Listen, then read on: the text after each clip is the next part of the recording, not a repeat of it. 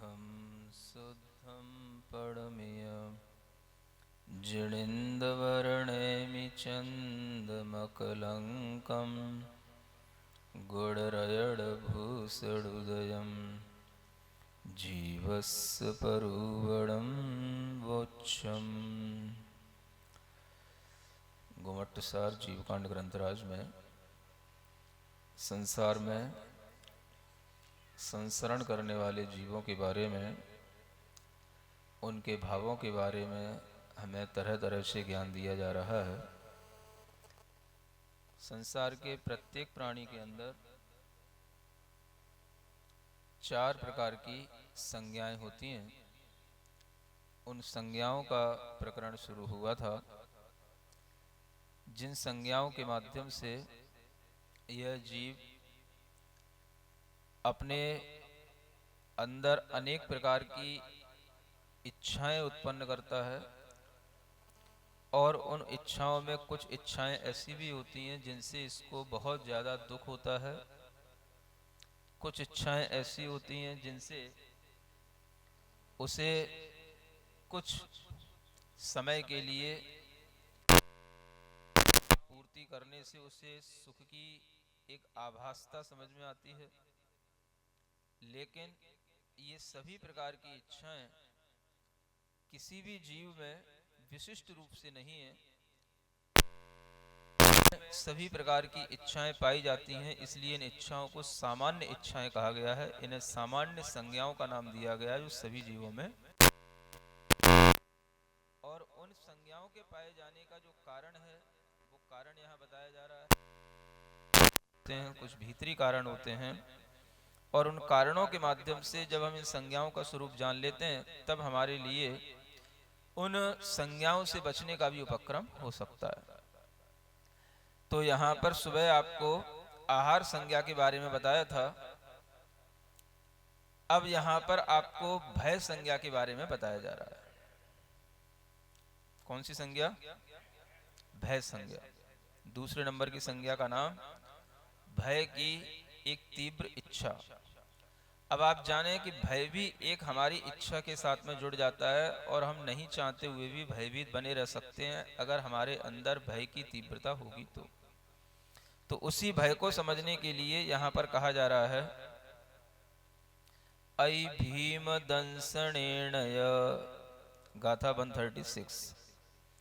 ऐ भीम दंसनेणय तत्सुवजोगेण ओम सत्ये भयकं मुदीरणाय भय सन्ना जायदे चदुहि। आचार्य कहते हैं,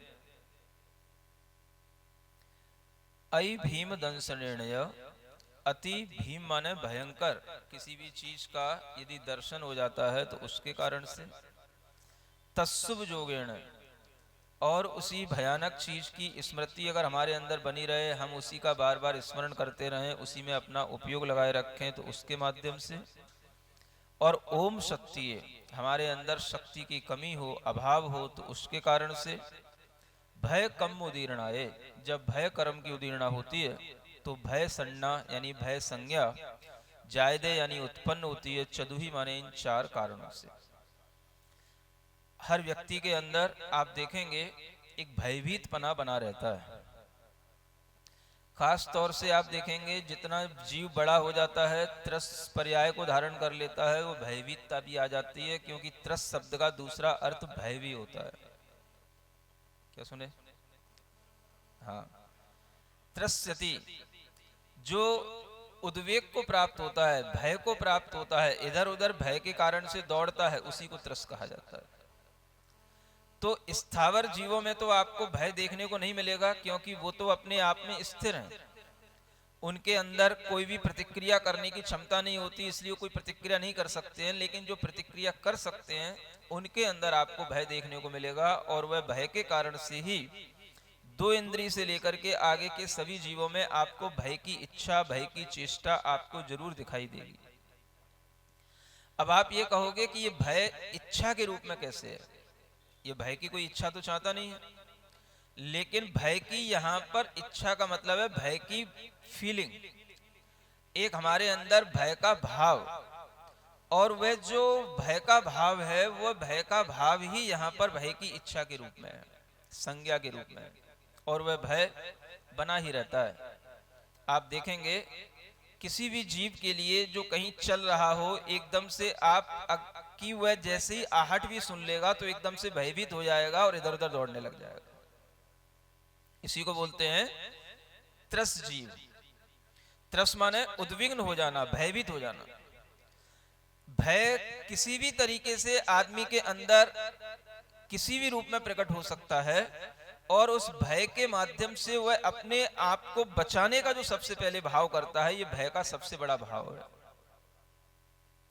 कोई अगर आपके ऊपर थोड़ा सा भी ऊपर से अगर एक बालू का कण भी गिर पड़े तो एकदम से आप चौंक जाते हो। कोई कबूतर भी आपके ऊपर एक कम से बीट कर दे तो आपको लगेगा कि क्या पहाड़ से गिर गया।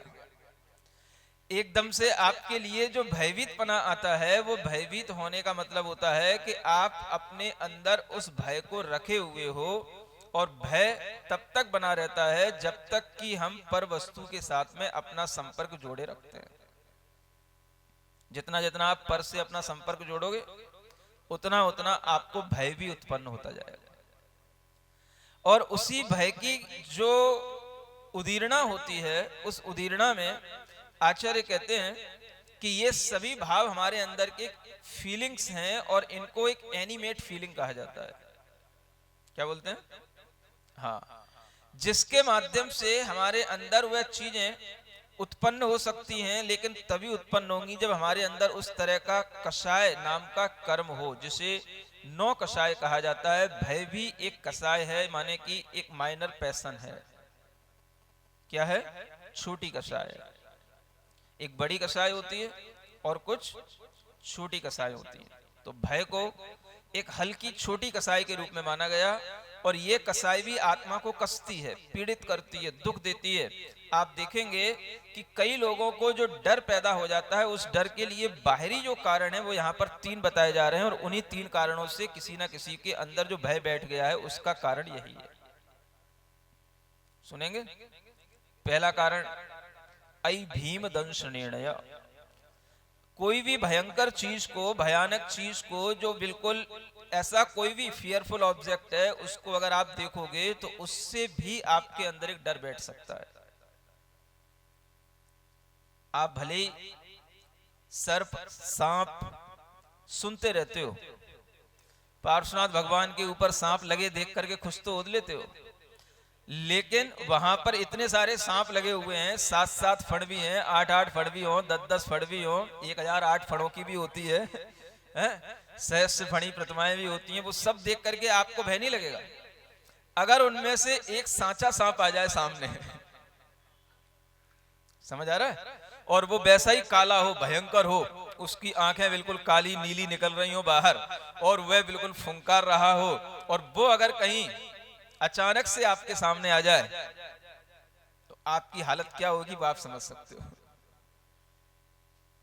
वो चला भी जाएगा सामने से, तो भी आपके अंदर का वो जो डर बैठ गया है, वो डर इस तरीके से बैठा रह सकता है कि बहुत देर तक आप कहीं सदमे में जैसे पहुंच जाते हैं, भीतर एक प्रतिसाद की स्थिति में पहुंच जाते हैं, और उस स्थिति में जब आप उबर भी ना पाए, ऐसी भी स्थिति बन सकती है। डिप्रेस्ड होने का भी एक बहुत बड़ा कारण भय होता है। बहुत से लोग जो किसी भय के कारण से भयभीत होकर के अपने मन के ऊपर एक आघात पहुंचा लेते हैं, उनके अंदर भी एक लंबे समय के लिए डिप्रेशन पैदा हो जाता है, और ये किसी भी घटना से हो सकता है। ये भय की घटना जिसके माध्यम से फिर आपको उसका नाम सुनते ही भय लगने लग जाए। जैसे अभी ग्लेशियर टूटा, समझ आ रहा? जिस गांव में इस तरीके की तबाही हुई, जिस गांव में लोगों ने वो तबाहियों को देखा, और उसके बाद में अगर बस न्यूज में थोड़ा भी आ जाता है कि यहां से फिर थोड़ा सा कोई बर्फ पिघलने वाली है या पानी बढ़ने वाला है, तो इतने सहम जाते हैं वहां के लोग कि अब अपने घरों में भी वहां बैठना पसंद नहीं कर रहे हैं, वो जहां पर उन्हें सुरक्षा मिले वहां जा रहे हैं। किस कारण से? ऐ भीम दंश निर्णय। अगर कोई आप भयानक चीज देख लेते हो तो उसके बाद में उसका डर आपके दिमाग में इतना बैठ सकता है कि सपने में भी वो आपको वही दिखाई दे। और कई बच्चों के साथ जब ऐसा हो जाता है तो वह रात में भी हर छोटी सी आहट से डरने लग जाते हैं। ऐसे बहुत से बच्चों के केस सामने आते हैं जब वो छोटी छोटी आहट से भी डरते हैं। अगर रात में कहीं एकदम से लाइट चली जाए, अंधेरा हो जाए और उन्हें किसी भी तरह से कुछ भी ना दिखाई दे तो वो डर जाएंगे। अगर उनके अंदर कोई भी तरीके से डर बैठ गया है, कई बच्चों को तो डर बैठ जाता है, छिपकली से डर होता है, उन्हें अगर कहीं छिपकली दिखाई दे जाए तो उस कमरे में जाना ही नहीं पसंद करेंगे, इतना डर जाते हैं। सोने की बात तो बहुत दूर है। ये भय इस क्वालिटी की चीज है कि अगर आपके अंदर वह बाहर का कोई भी ऑब्जेक्ट आपके भीतर समा गया तो वह उसका कारण है कि आपने उसको गहराई से देख लिया। आपके अंदर जो उसको देखने की, जानने की जो पहले से एक ज्ञान की शक्ति पड़ी हुई थी, उसके कारण से आपने उसका उसी रूप में देख करके अरे ये तो बहुत डरावना है, ऐसा जो आपने मन के अंदर बिठा लिया, वो डर ही आपको कई दिनों तक, कई वर्षों तक और पूरे जन्म तक भी परेशान कर सकता है और करता रहता है। आपको देख मिलेंगे ऐसे बहुत से लोग, हर घर में एक दो लोग मिलेंगे जो डरते हैं कोई छोटी छोटी सी बातों पर। बहुत से लोग गाड़ी में बैठने से डरते हैं, बहुत से लोग कुछ खाने से डरते हैं, बहुत से लोग कुछ पहनने से डरते हैं, बहुत से लोग किसी भी तरह का कोई भी जो है शौक करने से भी डरते हैं, बहुत से लोग अगर किसी भी स्थान पर उन्हें पहले कुछ घटित हो गया है तो उस स्थान पर जाने से भी डरते हैं। कुछ बुरा हो गया है किसी स्थान पर तो उस स्थान पर भी नहीं जा सकेंगे। तो इसे बोलते हैं एक फीलिंग ऑफ फियर। अगर ये जो है फियर आपके अंदर समा गया है तो इसका सबसे बड़ा कारण क्या है? आपने कोई बाहर कोई भी डेंजरस चीज देखी है, उसके कारण से आपके अंदर इस तरीके का डर बैठ गया है। तो सबसे जरूरत की चीज होती है कि हम ऐसी चीजों से अपने आप को बचाएं। अगर हमें पता हो कि कोई चीजें बहुत ज्यादा भय उत्पन्न करती हैं तो हम उन चीजों से दूर रहें। फिर भी कोई सडनली कोई चीज सामने आ जाए तो अलग बात है, लेकिन कई बार हम जानते हैं, जैसे बहुत से हॉरर फिल्में होती हैं, बहुत सी डर पैदा करने वाली फिल्में होती हैं, लोग उनको भी देखने जाते हैं और सबके अंदर ताकत नहीं होती तो बहुत से लोग उसके कारण से परेशान भी हो जाते हैं। सुन रहे हैं? आपको कभी कोई फिल्म में या किसी भी सीरियल में कोई बहुत बड़ी चुड़ैल दिखा दी जाए, डाकनी साकनी दिखा दी जाए तो वह आपके लिए किसी भी तरीके का वह दर्शन आपके अंदर डर बहुत दिनों तक भरा रह सकता है और वह आपके लिए पीड़ित कर सकता है। भय भी एक भीतर की पीड़ा है, कष्ट है। इसलिए यह संज्ञा यानी भय की जो हमारे अंदर भावना या भय की हमारे अंदर जो पीड़ा है वह भी एक संज्ञा के रूप में आचार्यों ने लिखी है। पहला कारण है भयानक चीजों को देखने से बचें। ऐसी फिल्में, ऐसी सीरियल, ऐसे पिक्चर न देखें जिसके कारण से आपके अंदर डर बैठ सकता है। सुन रहे हैं? ऐसे कथा उपन्यास भी होते हैं जिसके माध्यम से भी आप डर सकते हैं और उस तरह की घटनाएं सुनने से भी हो सकता है। तो वो घटनाएं सुनने का मतलब है कि आप वह चीज देख रहे हैं और उसमें अपना उपयोग भी लगा रहे हैं। दूसरा कारण जो यहां दिया है उसमें अपना उपयोग लगाना। उपयोग लगाने का मतलब कोई भी तरह की डरावनी चीजें हैं उसमें बार बार अपनी स्मृति को बनाए रखना, उसी फियरफुल ऑब्जेक्ट पर अपना अटेंशन रखना, उसी की रिमेम्बरेंस होना और उसी के माध्यम से बार बार दिमाग में ये आना कि मुझे इससे डर है, मुझे इससे डर है, मुझे इससे डर है। वो डर आपके अंदर उस उपयोग के कारण से भी लगा रहता है। इसलिए जिन लोगों के लिए ऐसा कुछ सेट हो जाता माइंड में, मुझे इस चीज से डर है और वो बार बार उसी चीज से डरते रहते हैं, तो उनका उपयोग उसी में डर में लगा रहता है। इसलिए वो कभी उस चीज से निडर नहीं हो सकते। किसी भी चीज में हो सकता है। अगर आप में ऐसी कोई भी आदत सी आ गई है या आपने अपने मन में ऐसा गहरा विचार कर लिया है कि मुझे छिपकली से डर लगता है, कि मुझे मछली से डर लगता है, कि मुझे सर्प से डर लगता है, कि मुझे शेर से डर लगता है, तो ये विचार ही आपको डराएगा। क्या करना पड़ेगा? आप अपना उपयोग उसमें ना लगाएं। किस रूप में? ये इतना भयानक है, ये इतना भयंकर है, ये ऐसा दिखता है, इसको देखने से बड़ी मुझे को घृणा आती है, ये कहीं काट ना लेगा, कहीं खा ना लेगा, कहीं, ऐसा जो हम सोचते रहते हैं, इसी के कारण से वह डर और बढ़ता चला जाता है। इसका मतलब है उसमें हम अपना उपयोग लगा रहे हैं। समझ आ रहा है? उसकी कोई भी जो कुछ भी चीजें हैं, उससे आप अपने उपयोग को, अपने मन को बार बार उससे जोड़ेंगे तो वह डर आपका बढ़ेगा। अगर आप उससे अपने मन को हटाएंगे तो डर अपने आप कंट्रोल रहेगा। तो जिन चीजों से आपको डर लगता है, आपको उन चीजों से अपने आप को बिल्कुल रूबरू कर लेना चाहिए। क्या सुन रहे हो? अगर आपको किसी पशु से डर लगता है, किसी पक्षी से डर लगता है, किसी जानवर से डर लगता है, आप उसके लिए अपनी हिम्मत करो कि मैं इसको देखूंगा, कुछ नहीं होगा। और जब तक आप उसके सामने अपने आप को बिल्कुल नहीं रखोगे, तब तक आपके भीतर का वो डर जाएगा नहीं, और आप उससे बचते रहोगे तो उतना ही डर आपके अंदर बढ़ता चला जाएगा, क्योंकि आपकी स्मृति में वो चीज पड़ी हुई है। आपको डर लगता ही रहता है किसी ना किसी चीज से। अगर आप यहां पर भी बैठे हैं तो आपके लिए कुछ ना कुछ डर समाया रहता है। थोड़ी सी हवा चल जाए तो आपको डर लगता है, थोड़ा सा कुछ गिर पड़े ऊपर से तो डर लगता है। पहले तो लोग खेल खेल में क्या करते थे, छिपकली जो आती थी, प्लास्टिक वाली आती थी, कहीं भी सभा में फेंक देते थे। समझ आ रहा है? तो लोग एकदम से भड़बड़ा करके तितर बितर हो जाते थे।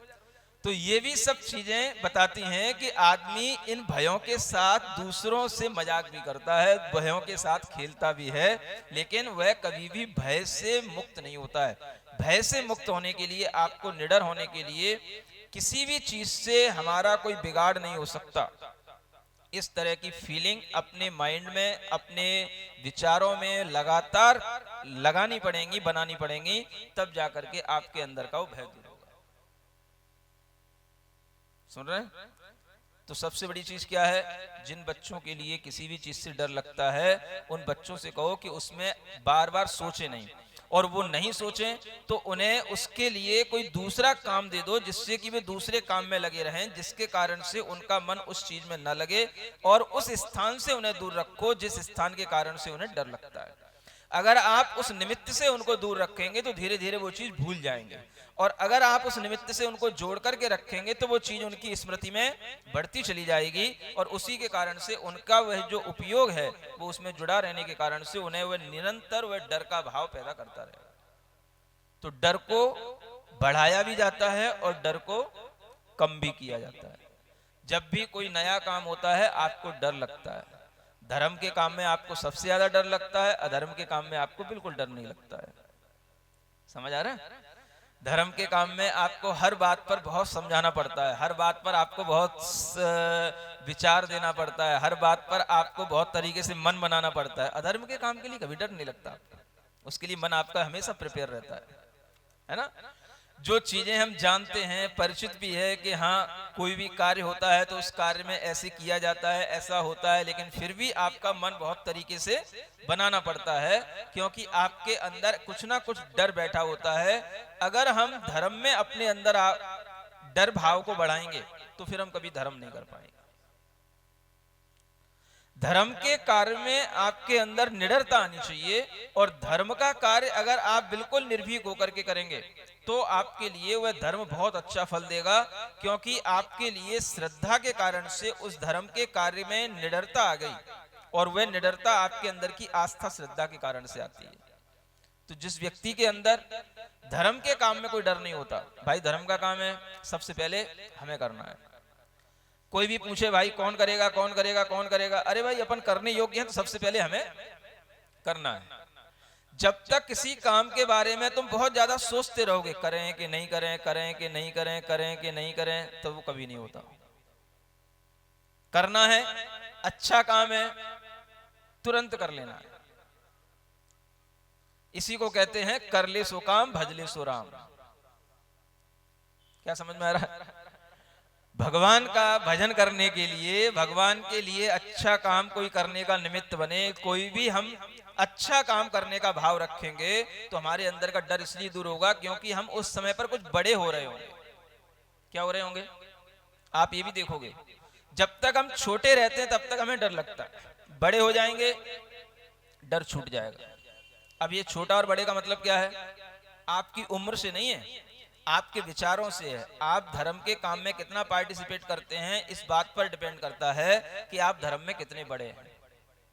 देखो इंद्र होता है, जितना बड़ा होगा उतना ही निर्भीक होगा। सुन रहे? हर किसी पुजारी के लिए जब वो भगवान की पूजा करने आता है उसे इंद्र की तरह साज सज्जा दी जाती है, इंद्र का भाव दिया जाता है। जानते हो क्यों? क्योंकि इंद्र सबसे बड़ा है। जो सबसे बड़ा हो जाता है उसे डर बहुत कम लगता है, किसी से नहीं लगता, क्योंकि बड़े होने का मतलब ही है वो सबसे निर्भीक हो गया है। जब आप किसी भी तरह का सौदर्भ इंद्र बनते हैं या कोई भी और यज्ञ नायक या कोई भी पात्र बनते हैं तो आपके अंदर भी एक भाव पैदा किया जाता है कि आप अपने आप में बड़ी फीलिंग लाएं, आप बड़े हो गए। जब आप बड़े हो जाएंगे तो आप फिर छोटी छोटी बातों से डरेंगे नहीं। तो धर्म के कार्य में भी हमें आगे लाने के माध्यम से हमारे भीतर की भय संज्ञा को दूर किया जाता है। सुन रहे? ये वैज्ञानिकता है धर्म की, जिसके माध्यम से हम अपने अंदर के डर को, आप अगर भगवान के समक्ष बैठे होंगे, कोई भी पूजा पाठ इत्यादि कार्य में लग रहे होंगे, आपको उस समय पर कोई डर नहीं होगा। लेकिन अगर आपके अंदर सामान्य व्यक्ति की तरह भाव होगा, आपके अंदर कोई भी इंद्र जैसा भाव नहीं होगा कि मैं भगवान की पूजा कर रहा हूं इंद्र बन करके, तो वह डर आपको कभी भी समा सकता है। तो भगवान की पूजा आदि करने से भी डर दूर भागता है जब आप भगवान की पूजा अच्छे पात्र बनकर के उसकी फीलिंग ला करके करें। और इसीलिए देखते हैं आप कि कोई भी मंदिर में जब भगवान की पूजा करता है तो अपने लिए तिलक लगाता है, यहाँ यहाँ यहाँ सजाने के लिए नहीं होते हैं। वो किसके लिए होते हैं? वो सब इंद्र प्रतिष्ठा जैसे काम होते हैं कि मैं इंद्र की तरह, माने कि यहाँ के सब उपकरण पहन रहा हूं, है कुछ नहीं है। कानों में कुंडल पहन रहा हूं, कानों में कुछ सही नहीं है, समझ आ रहा है? सिर पे मुकुट लगा रहा हूं, यहाँ पर मुकुट तो है ही नहीं है। तो वो एक अंकन्यास या इस तरीके की प्रक्रिया है जो आपके अंदर फीलिंग लाती है, हाँ मैं भगवान की पूजा के योग्य बन गया हूं, मैं इंद्र सरीका हो गया हूं, इसलिए अब मुझे कोई डर नहीं होगा। सुन रहे हैं? तो इसलिए भगवान की पूजा आदि करने से भी हमारे भीतर के डर दूर होते हैं और ये उपयोग उसमें लगेगा तो आपके लिए शक्ति भी प्राप्त होगी। क्योंकि यहाँ पर तीसरा कारण दिया जा रहा है, डर उनको लगता है जो भीतर से शक्ति से रहित होते हैं। ओम शक्ति है। क्या लिखा तीसरा कारण? ओम माने खाली। सुबह पहले बताया था ओम कोठाए, माने आपका भीतर का उधर खाली है। अब यहाँ कहते हैं आप शक्ति से कमजोर हैं, खाली हैं, माने आपका मन अगर दुर्बल है, आप भीतर से कमजोर हैं तो आपको डर सताएगा। डर सताने का एक बहुत बड़ा कारण ये भी है मानसिकताएं कमजोर होना, मनोबल की कमी होना, आत्मशक्ति की कमी होना, संकल्प शक्ति की कमी होना, ये सब भी चीजें भय भीतर बनाए रखती हैं। जिस व्यक्ति में शक्ति होती है, जिसका मन किसी भी तरीके की दुविधाओं को जीतने में समर्थ होता है, उसको किसी भी चीज से कोई डर नहीं लगता। सामने भी कितनी बड़ी दुर्घटना हो जाती हो तो भी वह किसी भी दुर्घटना से अपने अंदर भय नहीं पालता। हर चीज को वह ज्ञाता दृष्टा बन करके देखता रहता है। यह भय को जीतने के लिए मन को समर्थ बनाना पड़ता है। तो आचार्य कहते हैं अगर आपके अंदर शक्ति कम है तो आपको भय ज्यादा सताएगा। शक्ति की कमजोरी, इसलिए मजबूत होना चाहिए, हाथ पैरों से भी और मन से भी। सुन रहे हैं? हाथ पैरों से तो मजबूत आप हो लेते हो खा पी करके, जिम जा करके, मन से मजबूत कैसे हो गए?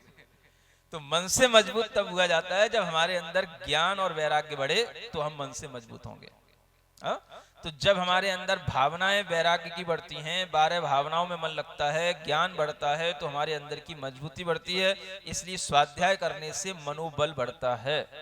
ज्ञान के माध्यम से ही आप बहुत सारी चीजों को अच्छे ढंग से समझ पाते हो। क्या हुआ?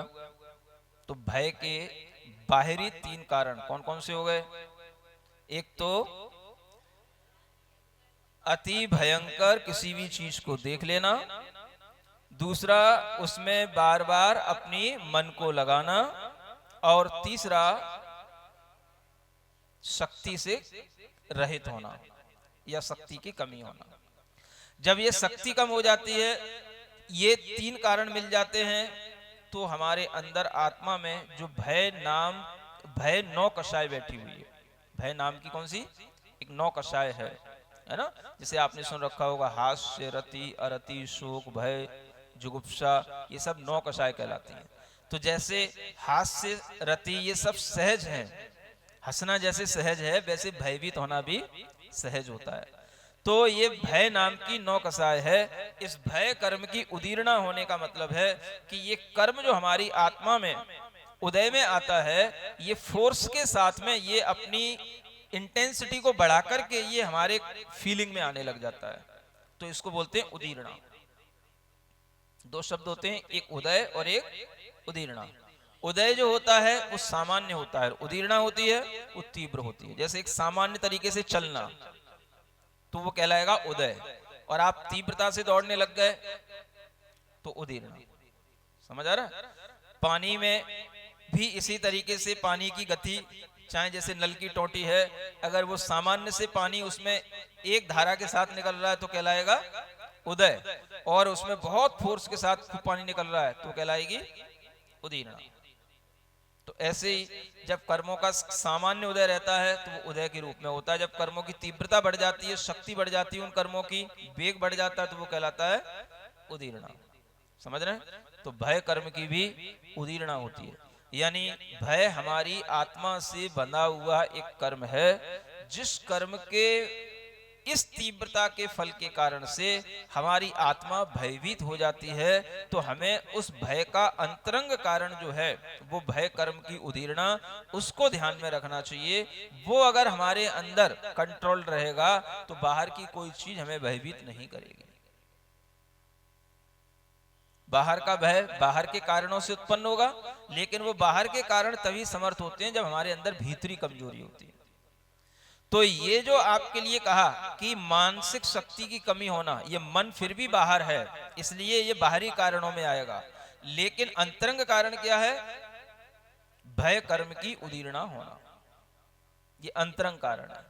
तो जब ये अंतरंग कारण मुख्य हो जाता है, इस कर्म की उदीर्णा किसी भी तरीके से संभव हो जाती है, तो फिर आपके अंदर भय संज्ञा उत्पन्न हुए बिना नहीं रहेगी। और इस तरह की भय संज्ञा भी तभी तक उत्पन्न होती है जब तक हम बाहरी चीजों से बिल्कुल निर्भीक नहीं होते हैं। आपने देखा होगा कई लोगों के लिए, जैसे किसी को अगर फांसी पे भी चढ़ाया जा रहा है तो भी वह उस समय पर भयभीत नहीं होते हैं। ऐसा देखा आपने कभी? नहीं देखा? होता है। समझ आ रहा है? किसी की भी मृत्यु सामने सामने भी हो तो भी वो भयभीत नहीं होता है। क्यों नहीं होता? क्योंकि उसके अंदर ये भाव आ चुका है कि ये निश्चित है और इससे मेरा कुछ बिगड़ने वाला नहीं है। अगर आपके अंदर ये भाव आ गया कि इससे मेरा कुछ बिगड़ने वाला नहीं है, तो आप भय को जीत लोगे। आज ज्यादातर लोग परेशान हैं, भयभीत हैं। अपने बहुत सारे लोग अपने आर्थिक कारणों से भयभीत हैं। किसी को दे रखा है, आएगा कि नहीं आएगा, बिजनेस नया करें, प्रॉफिट होगा कि नहीं होगा, लॉस चल रहा है, गाड़ी अभी तक लॉस में ही जा रही है, उससे उभरेगी कि नहीं उभरेगी। तरह तरह की बातें जो दिमाग में आती हैं, इन सब के पीछे एक सबसे बड़ा जो कारण है वो है कि हम अगर किसी भी तरह की जानकारी नहीं रखते हैं और अपनी अज्ञानता से हम चिंता को बढ़ाते चले जाते हैं, तो वही चिंता हमारे लिए भय को पैदा करती चली जाती है। आप निश्चिंत होंगे तो निर्भीक हो जाएंगे। निर्भीकता किससे आएगी? निश्चिंत होने से। निश्चिंत होने का मतलब, पहले चिंता को रोको। चिंता का मतलब, जो आप सोच रहे हो कि आपके साथ ही गलत हो जाएगा, आपकी लिए बहुत हानि हो जाएगी, धन चला जाएगा, तो व्यापार रुक जाएगा, व्यापार रुक जाएगा, सारा परिवार का खर्चा कैसे निकलेगा, कैसे सारा सिस्टम सब बिगड़ जाएगा। ये जो आपने अपने अंदर बहुत आगे की सोच करके जो भय पैदा कर रखा है, इस भय का मूल कारण आपकी चिंता है। तो क्या करना पड़ेगा? जिन व्यक्तियों को चिंता से मुक्त होना है वो ही व्यक्ति अपने अंदर ये सोच पाएंगे कि कुछ भी हमारा बिगड़ने वाला नहीं है, कोई भी बाहरी चीजों से हमारा कोई बिगाड़ नहीं हो सकता, जब तक कि भीतर हमारे अंदर असाता वेदनी ना हो, हमारे अंदर किसी भी तरह का अंतराय कर्म ना हो, हमारे अंदर किसी भी तरह का दुख देने वाला कर्म ना हो। तो आप क्या कर सकते हैं? कम से कम आप अपना जीवन सुरक्षित रख सकते हैं। आज ज्यादातर लोग अपना जीवन चिंताओं के कारण से खराब कर रहे हैं। चिंताओं से भय पैदा होता है, भय से टेंशन आती है, टेंशन से डिप्रेशन होता है, और इस कारण से लोग अपने अंदर अनेक तरीके की व्याधियां पैदा कर लेते हैं, अनेक तरीके के रोग उनके बाहर दिखने लग जाते हैं, और ऐसे व्यक्ति स्वयं भी अस्वस्थ होते हैं और दूसरों के लिए परेशानी का कारण बनते चले जाते हैं। तो सबसे बड़ी चीज है, अपने अंदर ये भाव रखो कि हमारी आत्मा का कोई कुछ बिगाड़ने वाला नहीं है। आत्मदृष्टि रखो। अगर आत्मदृष्टि रखोगे तो आपके अंदर जो भाव उठ रहे हैं वो भाव कंट्रोल होंगे, और आप जैसे ही इस तरह का अपने अंदर भाव लाओगे, आपके अंदर एक संवर होगा।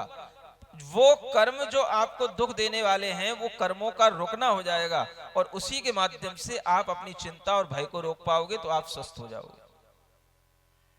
तो सबसे बड़ी चीज ये भय संज्ञा, ये बहुत बड़ा रोग है।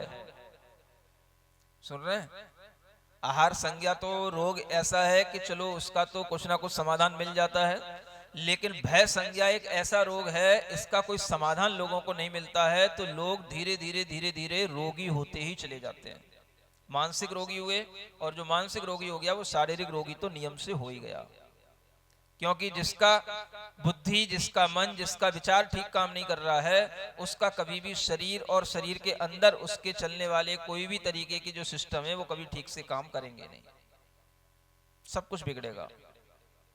तो ये भय संज्ञा पर कंट्रोल करने के लिए हमेशा अपने मन के अंदर ये ज्ञान होना चाहिए कि भय कर्म की उदीरना को रोकने के लिए हमें कोई भी तरीके से अपने अंदर चिंता का भाव नहीं लाना है।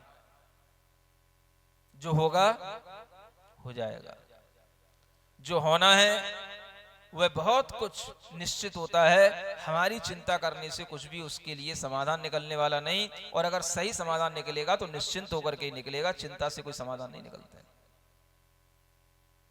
ऐसा सोच करके आपके अंदर जब निश्चिंतता आएगी तभी आपके अंदर स्वास्थ्य आएगा, अन्यथा आज सबसे ज्यादा लोग भीतर ही भीतर भय, चिंता से, टेंशन ले ले करके इतने ज्यादा पीड़ित हो रहे हैं कि उन्हें रातों की नींद नहीं है, किसी भी तरीके से दिन में भूख नहीं है, और धीरे धीरे वो रोगी होते चले जा रहे हैं। उन लोगों से कहना है, अपने आप को आनंदित रखें, अपने आप को चिंता में न डालें। भविष्य की चिंता करने से तुम्हारे लिए कोई समाधान नहीं मिल जाएगा, और भविष्य की चिंता कर लेने मात्र से तुम्हारे लिए कोई भी अपने आप कोई प्रसन्नता आ जाए भगवान की या किसी भी कर्म की और वो तुम्हारे लिए हेल्प कर जाए, ऐसा भी नहीं होता है।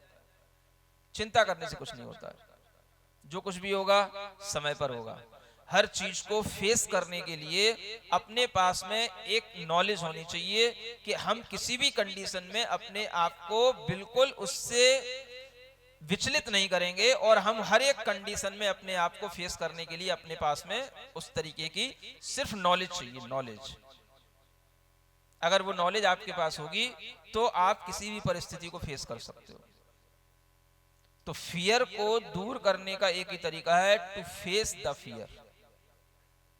समझ में आ रहा है? हाँ, उसको फेस करो। फेस आपके लिए चला करके नहीं हो कोई बात नहीं, लेकिन सामने आ जाए तो तैयार रहो। क्या समझे? हम किसी के पास पिटने नहीं जा रहे हैं, लेकिन अगर कोई पीटने आ ही गया, क्या समझ आ रहा है? तो या तो उसको पीट लो या फिर पिटने के लिए भी तैयार रहो। कुछ ना कुछ तो करना पड़ेगा ना, आखिर हकार नॉलेज से ही तो होगा। अगर आपके पास नॉलेज नहीं है तो आप दोनों में से कोई भी डिसीजन नहीं ले पाओगे, और जब दोनों में कोई डिसीजन नहीं ले पाओगे तो आप कुछ नहीं कर पाओगे, आप डरते डरते मर जाओगे। अगर आपने ये भी डिसीजन ले लिया कि चल कोई बात नहीं, मुझे पीटना है, चल पीट, तुझे कितना पीटना आता है, मैं बैठा हूं, मैं मरने के लिए तैयार हूं, अगर आपने ये डिसीजन ले लिया तो भी आपके लिए वो डर नहीं पैदा होगा। उसकी लकड़ी टूट जाएगी, तुम्हारा कुछ नहीं बिगड़ेगा। या फिर आप अपने अंदर इतनी नॉलेज ले आओ कि नहीं मैं तेरा विरोध करूंगा, मैं तुझे पीट के रहूंगा। कोई ना कोई ज्ञान के साथ आपको चलना पड़ेगा। अगर आप ये सोचो नहीं अपने आप जो होगा सो हो जाएगा, तो उस स्थिति में आपके अंदर ज्ञान की दृढ़ता नहीं होने के कारण से कुछ नहीं होगा। तो ये चीज उसके लिए सोचनी पड़ती है जो भविष्य में कुछ हो सो हो जाए, लेकिन जब सामने कुछ है तो हमारा ज्ञान हर स्थिति में हमारा उससे मुकाबला करने को तैयार हो, तो हम उस अपने आप को डर से बचा पाएंगे। तो दो चीजें सामने निकल करके आती हैं। भविष्य के बारे में हमें सोचना है कि जो हो सो हो। समझ आ रहा है? ये किसके बारे में सोचना है? भविष्य के बारे में हमें चिंता नहीं है। लेकिन आज के बारे में क्या सोचना है? अगर हमारे सामने जो है तो सो है। क्या समझ में आ रहा है? अगर हमारे सामने विपरीत परिस्थिति है, हम उसको विपरीत माने या ना माने हमारे ऊपर है। लेकिन हम आज अगर परेशान नहीं है तो कल हमें परेशान करने वाला कोई नहीं है। आज हम परेशान हैं तो कल भी हम परेशान होंगे। तो जो है सो है का मतलब है जो आपके सामने अभी है उसको उसी रूप में स्वीकार कर लो और उसी समय पर डिसीजन ले लो हमें करना क्या है। वो डिसीजन सही हो गया तो आगे का डिसीजन सही हो जाएगा। आपके लिए जो होगा सो होगा, फिर आप निपटते रहोगे, कोई दिक्कत नहीं होगी। सुन रहे हैं? तो ये जो आप लाइनें पढ़ते हैं, जो हो सो हो, जो है सो है, ये आपके लिए बहुत बड़ी वरदानी लाइनें हैं जिसके माध्यम से आप भविष्य की चिंता से भी बच सकते हो और वर्तमान की परिस्थिति को भी अच्छे ढंग से मुकाबला करने का अपना मन बना सकते हो। सुन रहे हैं? इतना पर्याप्त है ना? भय नहीं तो ज्यादा सुन के भी भय लग सकता है। भय से उबरने के लिए भी आपको निर्भीकता की बातें सुननी पड़ेंगी, तब आप निर्भीक हो पाओगे। अगर आप भय की बातें सुनते रहोगे तो आप भयभीत और होते चले जाओगे। घर में ज्यादातर क्या होता है, अगर आपके लिए किसी से भय लग गया, अगर उसका कॉल आ गया, उसका कॉल नंबर देखते ही आपकी मीटिंग बढ़ जाती है। आप देख लेना, किसी की देनदारी हो और उसने फिर कॉल कर दिया, उसका नंबर देखते ही अरे भगवान अब फिर क्या उसको उत्तर दूं। जैसे तैसे उसको टाला। कब तक टालोगे? घंटे 2 घंटे बाद फिर उसका कॉल आ गया। समझ आ रहा है? रात में किसी भी टाइम पे उसका कॉल आ जाए। आजकल ये कॉल जो है एक बहुत बड़े हार्ट अटैक के भी कारण बन रहे हैं। किसका क्या कॉल आ जाए, कौन क्या कह जाए कॉलिंग पर, किसकी कोई पहचान है भी कि नहीं भी, कोई किस तरीके से धमकी दे जाए, कोई किस तरीके से आपके अंदर कोई भी गलत बात कह जाए, आप डर जाओ, वो आपकी रात की नींद उड़ा सकता है एक कॉल। सुन रहे हैं? तो आप ध्यान रखें, आपके पास में जो है वो सब आपको डराने के लिए, और हम आपको जो दे रहे हैं वो सब आपको निडर बनाने के लिए। क्या सुन रहे हो? आप अपना कुछ तो छोड़ोगे नहीं? नहीं भी छोड़ो कोई बात नहीं, हमारा तो ले लो। ज्ञान आपको निडर बनाता है और अज्ञान आपके अंदर भय पैदा करता है, ये हमेशा ध्यान रखना। इसलिए ज्ञान का सेवन करो। जितना ज्यादा आप ज्ञान की बातें सुनोगे, जितना ज्यादा आप शास्त्र की बातें सुनोगे, जितना ज्यादा आपका चिंतन विस्तार को प्राप्त होगा, उतना ही ज्यादा आपके अंदर से भय दूर होता चला जाएगा। डरते वो हैं जिन्हें सही चीजों की सब जानकारी नहीं होती। सही जानकारियां नहीं होने के कारण से अज्ञानता से ही भय पैदा होता है। तभी हम सर्प को तो सर्प ठीक ही है, रस्सी को भी सर्प समझ लेते हैं। किस कारण से? अज्ञानता के कारण से। जब तक कोई ये समझाने वाला ना मिले कि रस्सी है भाई, रस्सी है, मत डर, देख मैंने पकड़ ली, देख मैंने इसको मरोड़ दी, कुछ नहीं हुआ। नहीं नहीं नहीं, तुमने वो सर्प ही था, वो सर्प को ही मरोड़ दिया। जब तक तेरे अंदर ये अज्ञानता नहीं दूर होगी कि ये सर्प नहीं है, रस्सी है, तब तक आपको डर लगता रहेगा। समझ आ रहा है? इसी तरीके से जब तक आपके अंदर ये श्रद्धा नहीं आएगी कि आत्मा कभी मरती नहीं है, आत्मा में कभी डर होता नहीं है, डर हमारे कर्म के कारण से होता है, हमारे शरीर के प्रति मोह के कारण से होता है। इसलिए आत्मा में कोई डर नहीं है तो आपकी आत्मा निडर हो सकती है। सुन रहे हैं? ये चिंतन जरूरी है। इसलिए चाहता हूं सभी लोग निर्भीक हों, निडर हों। लेकिन निर्भीकता का मतलब ये नहीं है कुछ भी करें। निर्भीकता का मतलब यह है भीतर से किसी भी चीज के कारण से पीड़ित ना हो, परेशान ना रहें, और अपने अंदर एक भीतर की कसाई के अभाव में जो स्वस्थता है उसका संवेदन करें। ये भय संज्ञा को जीतेंगे तो आपके अंदर एक संसार से ऊपर उठने का भाव आएगा, क्योंकि ये कॉमन फीलिंग है सभी संसारी जीवों की। हर पशु, हर पक्षी, हर जानवर, हर व्यक्ति, हर बच्चा, हर बूढ़ा, हर व्यक्ति किसी ना किसी रूप में हर तरह से आप देखेंगे तो डरा हुआ मिलेगा। तो डर से ऊपर उठने के लिए ये संज्ञाओं का ज्ञान होना जरूरी है। इसलिए आज के लिए इतना पर्याप्त है। जो आगे की संज्ञा उनका वर्णन बाद में किया जाएगा।